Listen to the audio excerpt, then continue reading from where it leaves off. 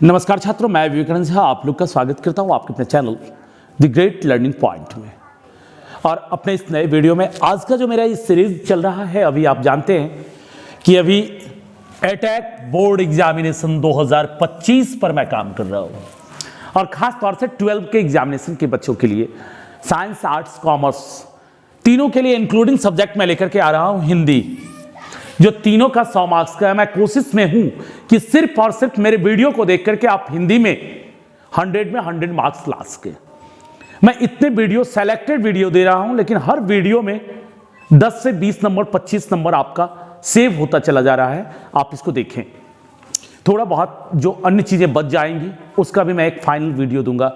अभी हिंदी के कुछ प्रश्नों को लेकर के आया हूं, कुछ प्रश्न नहीं, उन प्रश्नों के साथ लगभग 50 क्वेश्चंस हैं। उस 50 में 200 क्वेश्चन मैं आपको करवाते हुए और हिंदी की पूरी तैयारी। और आप आज के वीडियो को अगर देख रहे हैं तो मैं दावे के साथ कहता हूं कि इससे 30 से 35 नंबर आपको मिलना तय। आइए तो विनय समझ आया कि चूंकि 50 क्वेश्चन एक सीरीज होता है बहुत बड़ा, तो इसको लेकर के मैं आ रहा हूं। ज्यादा समय आप लोग का जाया नहीं करूंगा। हम अपने ओर से लगातार आप लोगों को मोटिवेशन भी दे रहे हैं, हिस्ट्री वगैरह का भी क्वेश्चंस लेकर के आया हूं। बड़ी मेहनत लगती है बच्चों, थोड़ा सा कमेंट कर दिया कीजिए, अच्छा लगे तो कमेंट कर दिया कीजिए, लाइक शेयर सब्सक्राइब भी कर दिया कीजिए।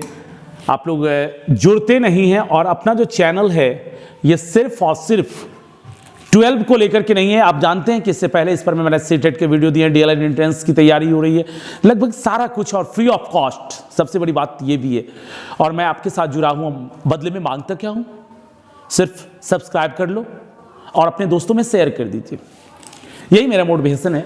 चलिए यहां देखते हैं। पहला है बातचीत शीर्षक निबंध के रचनाकार हैं।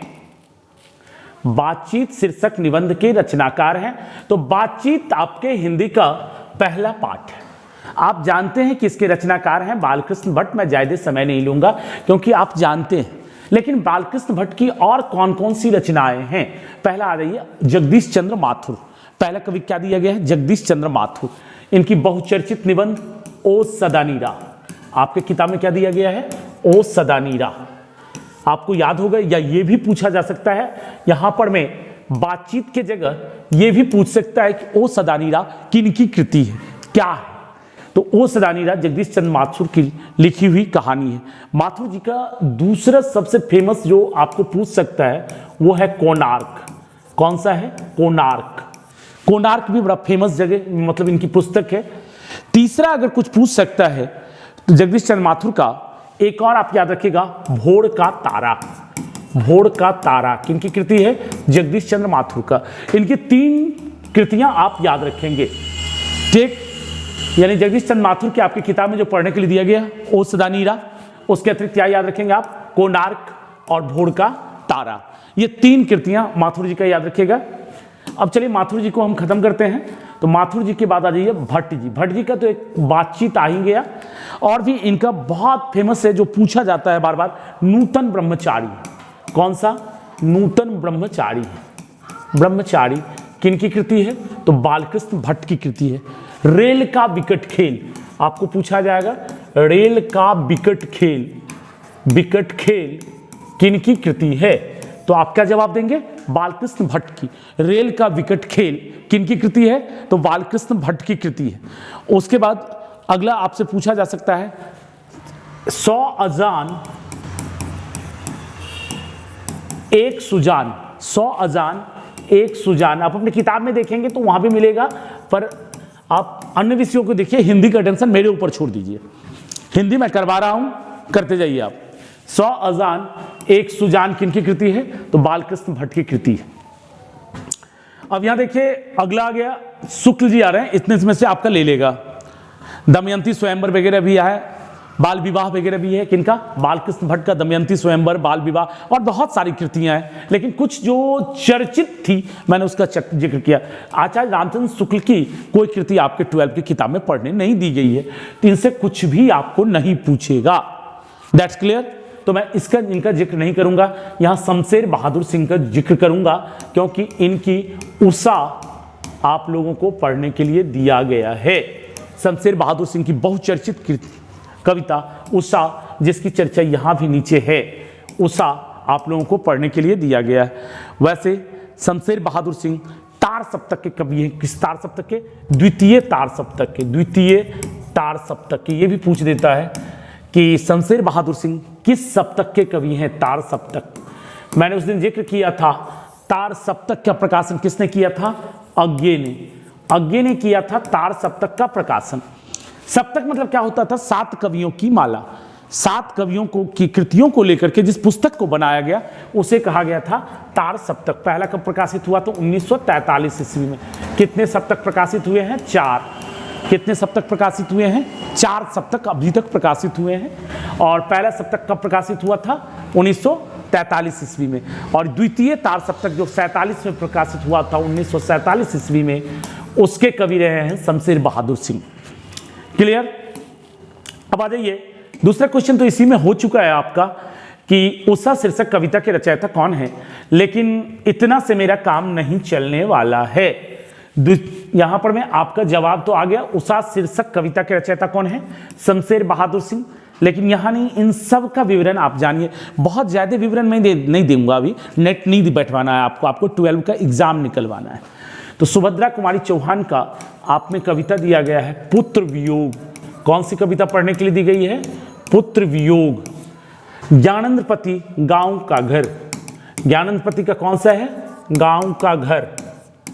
ज्ञानंदपति की कौन सी कविता है? गांव का घर। जयशंकर प्रसाद की तुमुल कोलाहल कलह में। तुमुल कोलाहल कलह में कहां से लिया गया है? कलह में। तुमुल कोलाहल कलह में कहां से लिया गया है? कामायनी से। कहां से? कामायनी से। कामायनी बहुचर्चित पुस्तक है किनकी? जयशंकर प्रसाद की। प्रसाद जी सुंगनी साव वगैरह आप पढ़े होंगे। प्रसाद जी की कामायनी से लिया गया है तुमुल कोलाहल कलह में। और शमशेर बहादुर सिंह की कौन सी हो गई? उषा। फिर मैं आगे टॉपिक पर मैं बहुत सारी बातें बता चलूंगा। यहां पर मैं शॉर्टली ले लिया।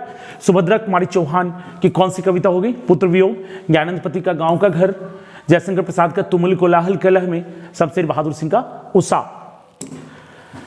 अगले क्वेश्चन की ओर आते हैं हम।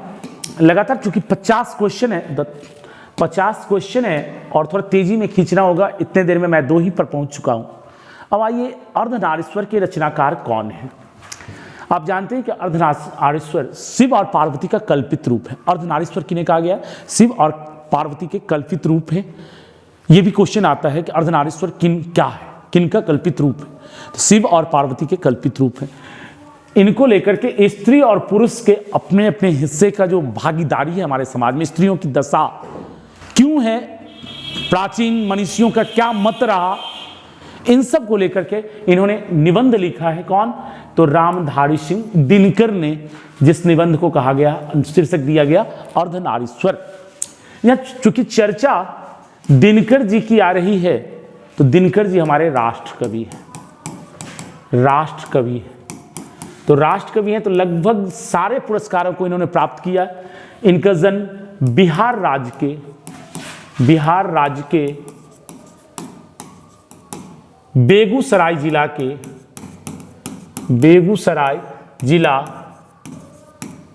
के सिमरिया गांव, सिमरिया गांव में हुआ था। याद रखिएगा। पिता का नाम रवि सिंह और माता का नाम मनरूप देवी था। माता का नाम क्या था? मनरूप देवी। यानी रवि सिंह पिता का नाम, माता का नाम मनरूप देवी। कृतियां जितनी कहूं कम है। उर्वशी, रश्मिरथी, सामधेनी, हाड़े को हरिणाम, परशुराम की प्रतीक्षा, अर्धनारीश्वर, ये सारी इनकी कृतियां हैं। लेकिन मैंने 2 कृतियों को अभी नहीं कहा आपसे। कौन सी कृतियों को नहीं कहा? इनको साहित्य अकादमी किस पर मिला? साहित्य अकादमी किस पर मिला है? संस्कृति के 4 अध्याय। संस्कृति के 4 अध्याय आप पढ़े होंगे। संस्कृति के 4 अध्याय पर क्या मिला है? साहित्य अकादमी। और दूसरा सबसे बड़ा पुरस्कार क्या हो जाता है? ज्ञानपीठ। आप बताएंगे, कमेंट कीजिएगा। ज्ञानपीठ किस पर मिला है? उर्वशी। किस पर मिला है? उर्वशी पर मिला है। किसके लिए ज्ञानपीठ मिला है इनको? उर्वशी पर मिला है। इससे ज़्यादा डीप आपको नहीं जाना है, इसलिए नहीं जाना है। हाँ, ईस्वी सन वगैरह हम बता देंगे, आगे बताते चले जाएंगे किस ईस्वी में किनका जन्म हुआ है, लेकिन इससे डीप हिंदी के नेट में पूछेगा। तो यहाँ याद रखिए कि साहित्य अकादमी किस पर मिला? संस्कृति के 4 अध्याय पर। ज्ञानपीठ पुरस्कार किस पर मिला? उर्वशी पर मिला है। अब सीधा सा जवाब तो इसका यहाँ था कि अर्धनारीश्वर के रचनाकार कौन हैं? तो रामधारी सिंह दिनकर। रामधारी सिंह दिनकर के बारे में थोड़ी बहुत जानकारी हमने आपको दे दी। जगदीश चंद्र मासूर का पहले ही हम दे चुके हैं। ओ सदानीरा में शुक्ल जी का कोई नहीं है, हजारी प्रसाद द्विवेदी का कुछ नहीं है, आपने नहीं पूछेगा, वैसे नाम दिया गया है। अब अगला में आइए कि प्रेम का पीर कवि कौन है? तो प्रेम का पीर कवि मलिक मोहम्मद जायसी को कहा जाता है। आप पहले चैप्टर में देखे होंगे, जायसी की लिखी करवक, करवक है। आप में कौन सी कविता है? करवक, जिसमें 2 करवक दिए गए हैं। पहले करवक में जिसका आधार पद्मावत है। करवक कहाँ से लिया गया है? तो पद्मावत से लिया गया। कहाँ से लिया गया है? पद्मावत से लिया गया है। प्रेम का पीर कवि कौन हो गए? तो जायसी। जायसी का पूरा नाम मलिक मोहम्मद जायसी।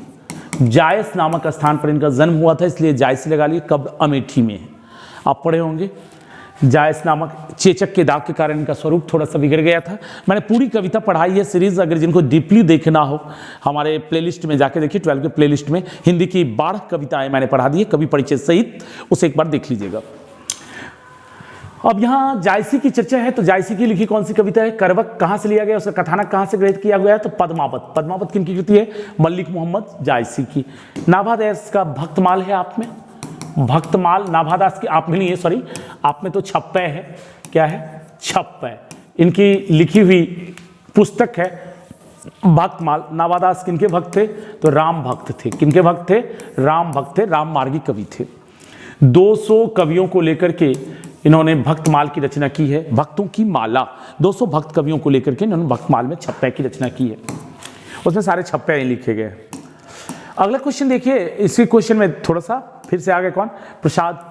तो प्रसाद कामायनी और सुभद्रा कुमारी चौहान पुत्र वियोग। चलिए आगे बढ़ते हैं हम। रोज शीर्षक कहानी के लेखक कौन है? भाई रोज आ गया। अज्ञे। अज्ञे का पूरा नाम साहिबा अज्ञे।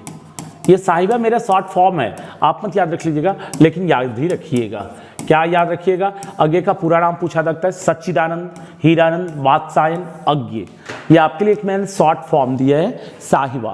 पूरा तो याद रख नहीं पाता है बच्चा, या रख भी लेता है। ऐसे तो हम नहीं कह सकते कि आप कमज़ोर हैं, कमज़ोर हैं नहीं ना, मैं उतना ज्ञानी हूँ कि आपको कमज़ोर बता दूँ, लेकिन एक तरीका है। सारे बच्चे को उतना मेमोरी तो होता नहीं है कि याद कर ले, तो इसलिए साहिबा एक ट्रिक है। सच्चिदानंद हीरानंद वात्सायन अज्ञे। सच्चिदानंद इनका अपना नाम था, हीरानंद शास्त्री इनके पिता का नाम था, वात्सायन इनका गोत्र था, और अज्ञे इन्होंने उपनाम लगाया था। तो इनकी लिखी हुई शीर्षक कहानी कौन सी है? रोज। रोज कहानी पहले, रोज जो कहानी है पहले गैंग्रीन थी।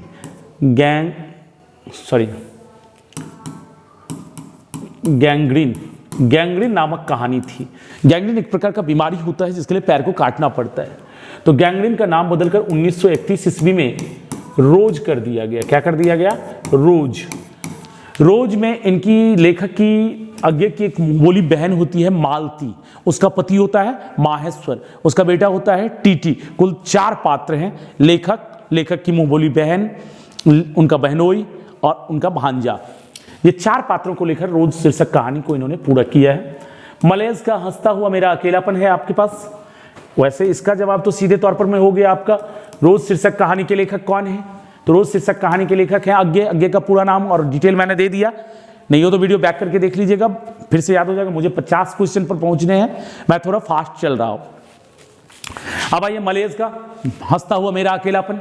मलेज का क्या लिखा हुआ है? हंसता हुआ मेरा अकेलापन। रामधारी सिंह दिनकर का अर्धनारीश्वर आप में दिया गया है। नामवर सिंह का भी एक कृति है, रहने दीजिए, अभी हमको याद नहीं आ रहा, आगे देखते हैं। इनमें कौन सी रचना प्रसाद जी की नहीं है? तो कामायनी है, झरना है, आंसू है, देवदासी नहीं है। देवदासी नहीं है। देवदासी प्रसाद जी की रचना नहीं है। आगे बढ़िए। पंडित चंद्र शर्मा गुलेरी की कहानी का नाम था कालजयी, जिस पर सिनेमा बनाया गया। पंडित चंद्र शर्मा गुलेरी की जब भी चर्चा आए उसने कहा था, 3 तो कहानियां इन्होंने लिखा था, एक बुद्धू का कांटा, एक उसने कहा था, और एक कोई कहानी लिखे थे। लेकिन यहां पर मैं जिक्र कर रहा हूं कि यहां क्वेश्चन है मेरा, पंडित चंद्र शर्मा गुलेरी की कहानी का नाम क्या है? तो उसने कहा था तिरिच उदय प्रकाश। तिरिच किनका है? उदय प्रकाश। जूठन ओम प्रकाश वाल्मीकि। ओम प्रकाश वाल्मीकि। ओम प्रकाश वाल्मीकि उसने कहा था पंडित चंद्र शर्मा गुलेरी। आगे आइए। श्री कृष्ण ने किस पर आक्रमण किया था? अब यह किस कविता से लिया गया आप देखिए। भूषण लिखित आप में कविता है, भूषण की कौन सी कविता है आप बताइए, कमेंट कीजिएगा। उसमें एक पंक्ति है, भूषण की लिखी हुई कौन सी कविता है आपके लिए मैं छोड़ता हूं, कमेंट कीजिएगा, पक्का कमेंट कीजिएगा देखने के बाद। अब उसमें एक लाइन है कि इंद्रजिमि जम्ब पर वारव ज्यों अंब पर रघुकुल राज, रावण पर रघुकुल राज हैं, कृष्ण जिमि कंस पर। तो कृष्ण किस पर आक्रमण कर रहे हैं? तो कंस पर आक्रमण कर रहे हैं। सहस्त्राबाहु पर रतिनार है, यानी सहस्त्राबाहु पर कौन आक्रमण कर रहे हैं? तो शंभु यानी कि शिव। रावण कंस, तो रावण पर राम आक्रमण कर रहे हैं। उसमें पूरा शिवाजी की उपमा दी गई है कि जैसे जैसे राम ने रावण पर आक्रमण किया, शंभु ने कामदेव पर यानी महादेव ने कामदेव पर आक्रमण किया, जैसे भूषण वितुंड पर शेर शिवराज है, वो आपको याद होगा। विभिन्न, अभी वो कविता मुझे नहीं पढ़ानी है, तो उन कविता के द्वारा यहां पर मैं चर्चा किया गया है श्री कृष्ण ने किस पर आक्रमण किया है, तो कंस पर, यहां क्लियर हो गया। आइए, निम्नांकित में कौन से रचनाकार बिहार के हैं? भाई मैं आपके साथ जिक्र कर चुका हूं कि हमारे रामधारी बाबू बिहार के बेगूसराय जिले के सिमरिया नामक गांव में पैदा हुए थे।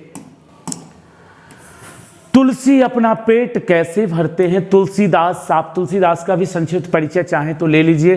तुलसीदास का बचपन का नाम था राम बोला। क्या नाम था? राम बोला। इनके पिता का नाम आत्मा राम दुबे। आत्मा राम दुबे।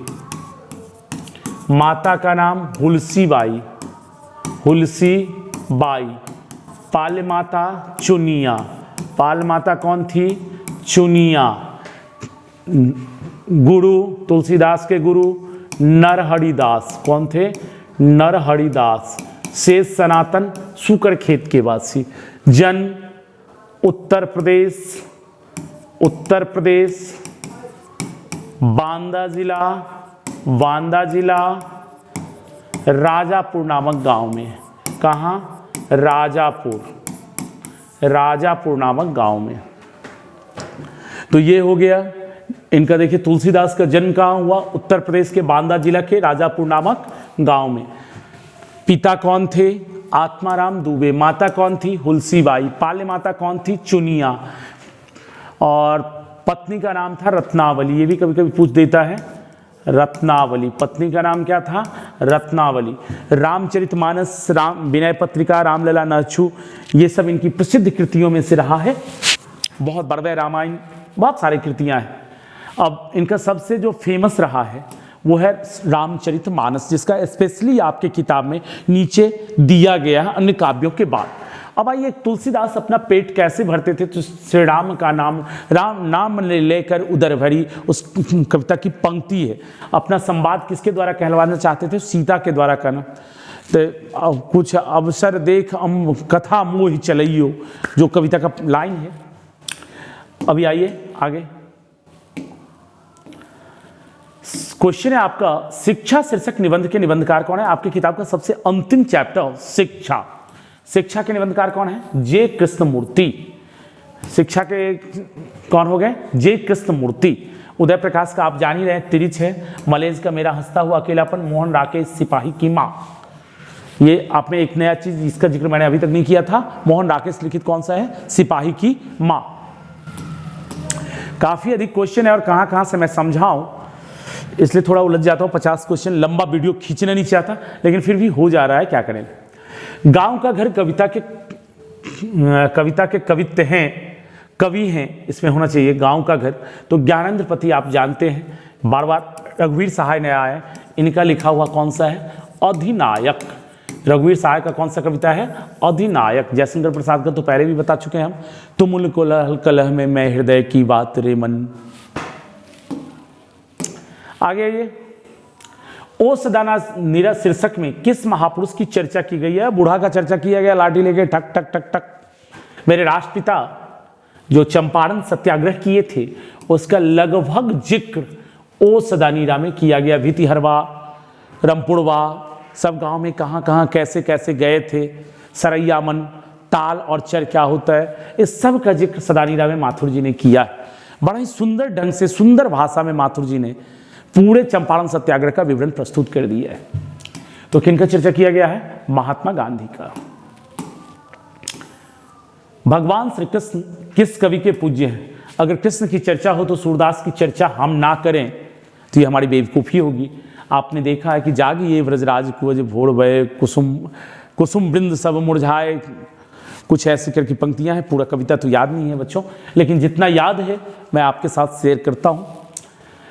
थोड़ा सा तबीयत भी खराब चल रहा है, इस वजह से कुछ सर अभी भी बहुत दर्द कर रहा है, लेकिन आप लोगों के लिए वीडियो बना रहा हूँ क्योंकि एग्ज़ाम का टाइम कम है, तो मैं लगातार वीडियो बना रहा हूँ। टोपी से सिर ढक करके आपके पास खड़ा हूँ, क्या करूँ मैं, मदद जो करने का आपको ठाना है। तो भगवान श्री कृष्ण किस कवि के पूज्य कवि थे, सूरदास के थे। तुलसीदास राम भक्त थे। आगे ये नाभादास भी राम भक्त, कबीरदास निराकार थे। जूठन शीर्षक कविता की विधा क्या है। जूठन ओम प्रकाश वाल्मीकि की अपनी आत्मकथा है। अपने बारे में उन्होंने लिखा है कि बचपन में कैसे चूहड़ जाति से आते थे, कैसे तागाओं के यहाँ से उनको वो बरातियों का जूठा मिलता था जिससे सुखा करके बहुत दिनों दिनों तक खाते थे। स्कूल में गए तो उनको बैठने नहीं दिया गया, झाड़ू लगवाता रहा वो कालीराम हेडमास्टर, उनके पिता ने फिर जाकर के उनसे बचाया। ये सब पूरी कहानी दी गई है। मतलब कुल मिला के ये क्या है, आत्मकथा है। जूठन शीर्षक कहानी क्या है, आत्मकथा है। जयशंकर प्रसाद की श्रेष्ठ कृति है, तभी से मैंने कई बार जिक्र किया है, कामायनी। लहर भी जयशंकर प्रसाद की, आंसू भी, चित्राधार भी, लेकिन सबसे श्रेष्ठ कौन सी है, कामायनी। निम्नलिखित में कौन अज्ञे का उपन्यास नहीं है। तो देखिए भाई मेरे, अपने अपने अजनबी, अज्ञे की है, नदी के द्वीप, शेखर एक जीवनी, ये सभी पार्ट 1 पार्ट 2 में 2 भाग में आता है। 1941 में शेखर एक जीवनी का पार्ट 1 और 1944 में पार्ट 2 आया था। त्रिवेणी रामचंद्र शुक्ल का है। किनका है, रामचंद्र शुक्ल का। मैंने पहले भी जिक्र किया कि शुक्ल जी की कोई कृति आप में नहीं है, नहीं पूछेगा, लेकिन जब भी जिक्र आ जाता है तो मेरा मन करता है कि आपके लिए बोल दूं। त्रिवेणी किनकी कृति है, तो रामचंद्र शुक्ल की कृति है, याद रखिएगा। त्रिवेणी किनकी कृति है, रामचंद्र शुक्ल की, और ये सभी अज्ञे के हैं। अज्ञे में इसमें से हो सकता है एक ही आपसे पूछ ले, या हो सकता है कि ऐसा ही क्वेश्चन बना दे, कुछ भी संभव नहीं है। माइक में सब पॉसिबल है, वो ऐड सुने थे ना, माइक में सब कुछ पॉसिबल है। तो अभी जानना थोड़ा, लेकिन ये मेरा चैलेंज है, ये दावा है कि इस सारे 50 क्वेश्चन को करने के बाद 25 से 30 क्वेश्चन आपका टच कर रहा है। अब कौन सा कर रहा है ये नहीं। मुक्तिबोध का जन्म हुआ था भोपाल में। कहां जन्म हुआ था, गजानन माधव मुक्तिबोध, भोपाल मध्य प्रदेश में इनका जन्म हुआ था। मालती किस शीर्षक की पात्रा है। अभी अभी मैंने कहा था कि रोज जो पहले गैंग्रीन हुआ करती थी उसमें लेखक की मुंहबोली बहन का नाम मालती होता है, इनके पति का नाम माहेश्वर होता है और इनके बेटे का नाम टीटी होता है। तो यहाँ मुझे पूछा गया कि मालती किस शीर्षक की पात्रा है, तो रोज शीर्षक कहानी की पात्रा है। एक और पूछ देता है थानू, बार बार पूछ देता है थानू। तिरिच में लेखक का मित्र होता है थानू। सदानीरा वगैरह तो मतलब निबंध है, जूठन भी निबंध है, तो इसमें कुछ पात्र आ ही जाएंगे। सुभद्रा कुमारी चौहान के मृत्यु का कारण क्या था, आप जब पढ़े होंगे तो कार दुर्घटना में सुभद्रा कुमारी चौहान मारी गई थी, आपको याद होगा। बसंत पंचमी के दिन, सरस्वती पूजा के दिन कार दुर्घटना में सुभद्रा कुमारी चौहान की मृत्यु हो गई थी। तो यहाँ यही पूछ रहा था हमको, सिर्फ सुभद्रा कुमारी चौहान की मृत्यु का कारण क्या था? महामारी, फांसी, गोली, ये सब नहीं होगा, होगा कौन सा? कार दुर्घटना। रजनीश का संधि विच्छेद क्या होगा? तो रजनी जोड़ ईस, रजनी जोड़ ईस, रजनीश का संधि विच्छेद, ये कौन सी संधि हो गई? दीर्घ स्वर संधि हो गई, दीर्घ स्वर संधि। मैंने कई दिन आप लोगों के साथ संधि का जिक्र किया, एक स्पेशल वीडियो भी मेरा संधि का है, आप जाकर के प्लेलिस्ट में अपने चैनल पर देख सकते हैं। मैंने कहा था जिनको संधि में थोड़ा सा भी दिक्कत हो, क्वेश्चन एमसीक्यू तो मैं कर ही रहा हूँ, साथ में मिला के कर ही रहा हूँ। जिनको लगे कि संधि बिल्कुल नहीं आता है मुझे, वो एक बार स्वर संधि का पूरा वीडियो है, आप देख लीजिए, पांचों का, दीर्घ, गुण, वृद्धि, यन और अयादि, पांचों को मैंने डिफाइन कर दिया बाय ट्रिक, तो एक बार देख लीजिएगा। अब आइए इस क्वेश्चन में, पावन, यहाँ पावन नहीं होकर के पवन होना चाहिए, थोड़ा सा मिस्टेक लग रहा है मुझे, टाइप करने वाले ने मिस्टेक किया है। पवन का संधि विच्छेद क्या है? तो पोज और अन होगा, क्या होगा? पवन। ये कौन सी संधि हो गई? अयादि। अयादि संधि मतलब क्या होता है? ए का ऐ का आई, ओ का औ, औ का आव, यानी कि ए के बाद कोई भिन्न स्वर आए तो ए का ऐ के बाद आए तो आय, ओ के बाद अब, औ के बाद आव हो जाता है। जैसे पो जोर अन, तो यहाँ ओ आया, ओ के बाद ओ आया भिन्न स्वर, ओ का क्या बन गया? अब, ये आ करके पूरा कर दिया, इन्हें पूरा पव, तो पव, तो प यहाँ पूरा हो गया, उससे स्वर निकल चुका था, तो पव बना, और इसका अंतिम नौ लेकर के रख दिए, तो हमारा शब्द क्या बन जाता है? पवन। अगला देखिए, शतकार का संधि विच्छेद है, तो सत्कार संयोग हो जाएगा, शत जोड़ कार, सत्कार हो गया सीधा, इसमें कुछ नहीं देखना है हमको। अगला देखिए, विद्यालय का संधि विच्छेद है, आप लोग को आता होगा, मजाक नहीं करूंगा मैं, विद्या जोड़ आलय, दैट्स क्लियर, ये सबको आता है, दीर्घ स्वर संधि है, मैं इस पर मैं नहीं करूंगा। दिनेश का संधि विच्छेद है, तो दिन के ईस जो हैं वे कहलाते हैं दिनेश, तो दिन जोड़ ईस, तो एक नंबर होगा, ईस में दीर्घ ही होता है, हमेशा याद रखिएगा, दिन जोड़ ईस, दिनेश। अगला, आगमन में कौन सा उपसर्ग है? उपसर्ग में बता चुका आप लोगों को कि वह शब्दांश जो किसी शब्द के पहले लगकर उसके अर्थ को परिवर्तित कर देते हैं। तो यहां पर पहला क्या है? आ जोड़ गमन, तो इसमें उपसर्ग कौन सा हो गया? आ उपसर्ग हो गया। पूर्णिमा में कौन सा प्रत्यय है? पूर्ण जोड़ ईमा, पूर्ण जोड़ ईमा प्रत्यय वे शब्दांश हैं जो किसी शब्द के अंत में लगकर उसके अर्थ को परिवर्तित कर देते हैं। तो पूर्ण जोड़ ईमा, पूर्णिमा, इसमें ईमा प्रत्यय लगा हुआ है। जलज में कौन सा समास है? जलात जायति इति जलज। अब देखिए ये क्वेश्चन का थोड़ा सा डिफरेंस हो गया, आप याद रखिएगा, मैं यहाँ लिख देता हूं। समास चुनना है किसका? जलज का, जल से जन्म लेने वाला, जलज, जलात जायती। तो जलज में समास कौन सा हो गया? तो मेरे ख्याल से इसका जलज में हो गया आपका जलात जायती, जल से जन्म, उपपद तत्पुरुष होता है, तत्पुरुष समास हो गया। जलज का कौन सा हो गया? तत्पुरुष समास हो गया।